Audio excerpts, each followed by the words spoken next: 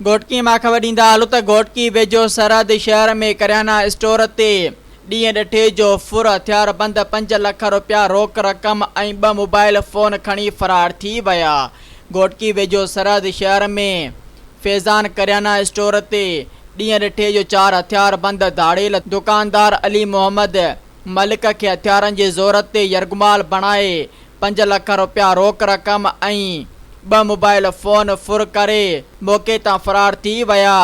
वाक़े खां पोइ सरहद पुलिस खे इतला ॾिनो वियो।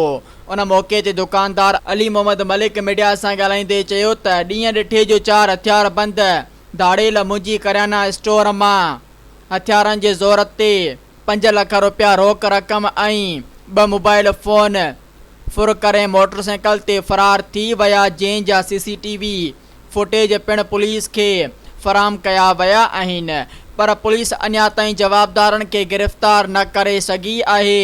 ॿिए तरफ़ सरहद शहर में फुर जे वाक़े ख़िलाफ़ शहरिन प्रेस क्लब साम्हूं एहतिजाज कंदे चयो त सरहद शहर में पुलिस जी रट ख़तम थी चुकी आहे।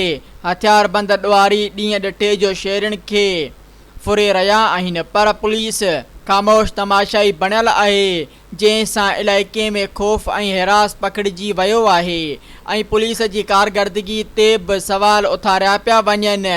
शहरिन वधंदड़ बदअमनी ते ॻणती जो इज़हार कंदे SSP घोटकी ऐं ॿियनि आला इख़्तियारनि खां मुतालबो कयो त जवाबदारनि खे जल्द खां जल्द गिरफ़्तार करे फुर थियल रक़म वापसि कराई वञे। सब्सक्राइब कयो अवामी न्यूज़ HD खे ऐं ताज़ा तरीन ख़बरुनि लाइ ॾिसंदा रहो अवामी न्यूज़ HD।